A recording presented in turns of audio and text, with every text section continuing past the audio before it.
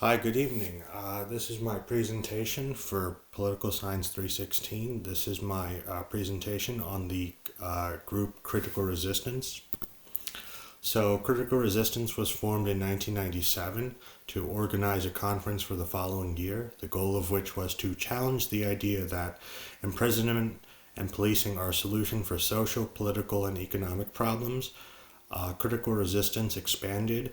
They have a Critical Resistance East and South, and in 2001 they became a national organization. Here's some of the programs that they have. They have a prisoner mail program where they correspond to thousands of East Coast prisoners and give them materials related to abolition and, of course, their own newspaper. They're trying to garner support for their Dignity Not Detention campaign, where they want to push a law whereby immigrants in New York are not jailed as they're being deported. They also have helped to stop the construction of new prisons several times. They have a abolition training school, the purpose of which is to strengthen the national movement to dismantle the prison industrial complex. This reminded me of the Highlander folk school I read about in one of my classes. And finally, they have the abolitionist newspaper. I have the cover of one issue to the right. This is bilingual and it reaches thousands of prisoners for free. So, the first connection I want to make was this theme of what makes communities secure. So, there are diverging views on this. Critical resistance, which is critical of the carceral state, feels that food, shelter, and freedom are what really make our communities secure, and that's from their website. And I want to juxtapose that with FBI Director James Comey and the Do Not Resist documentary. If you recall, he said monsters are real, and as such, officers need to be equipped with high-grade military weapons. The second theme was the prisons as broken beyond repair. On their website, they say that the prison industrial complex is not a broken system to be fixed. Their goal is not to improve the system further, but to shrink the system into non-existence. And to the right, I have a quote so that was from their website. I also have a quote from their YouTube channel. This activist, Kamaru Walton, said, and so there's not a way to reform the thing because it is not actually broken. This is a tool meant to control, repress, and restrict the movement of people.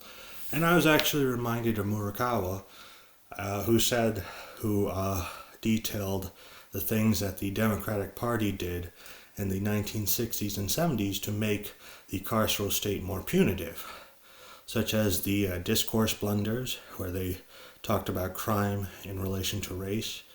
Crime is black, I mean. They fueled neutral state building, or building up the carceral state to make it more efficient and modern, but in so doing gave more resources to inflict violence on black people.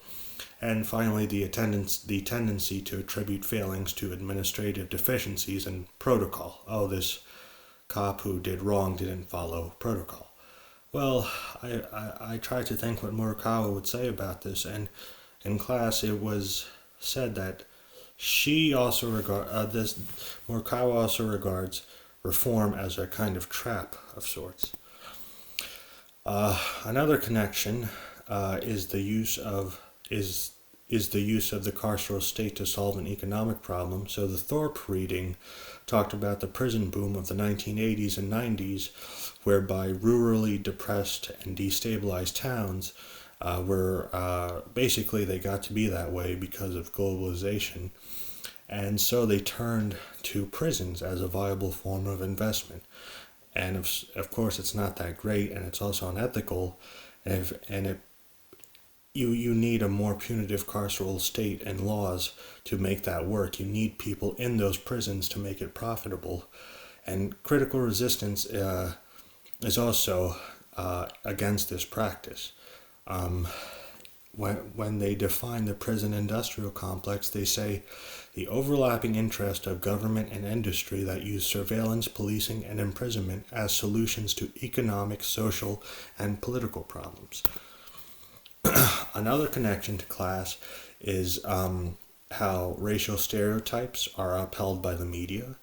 So, critical resistance says there are many ways this power is collected and maintained through the prison industrial complex, including creating mass media images that keep alive stereotypes of people of color, poor people, queer people, immigrants, youth, and other oppressed communities as criminal, delinquent, or deviant.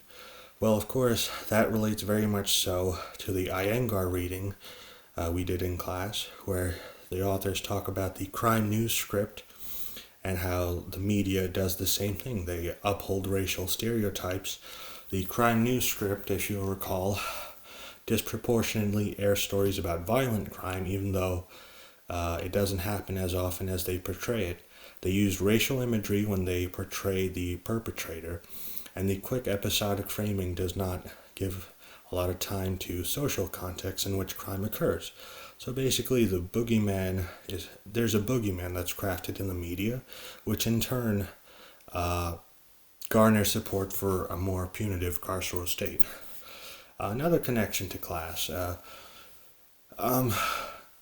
Critical resistance is against the militarization of local law enforcement, whereby they participate in war games and they use high-grade military weapons, and they were part of a coalition that defunded an annual war game called Urban Shield.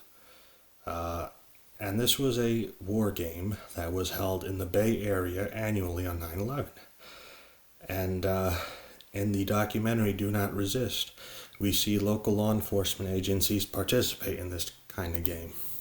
So other key takeaways, well, I didn't know, the Critical Resistance website mentions how they fight against solitary confinement in California. That's one of their issues.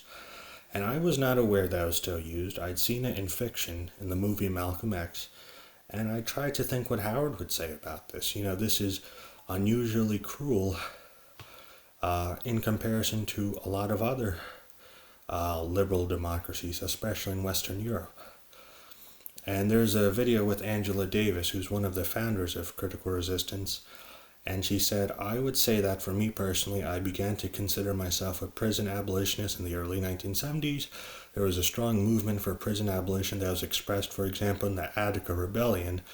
I basically watched Dog Day Afternoon for a class, and I did not know that there's a scene where Al Pacino's character gets out of the bank and he garners public support by screaming Attica, and I didn't know that it had to do with this kind of these themes of the carceral state.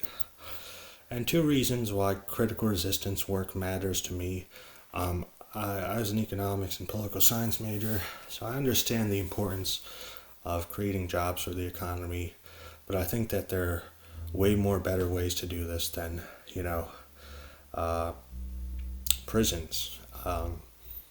They may be visible and it may seem like a good source of investment, but in order for those prisons to work, in order for this business model to work, you just need a lot of prisoners. And to get a lot of prisoners inside, you need more unjust laws, more ways to break the law.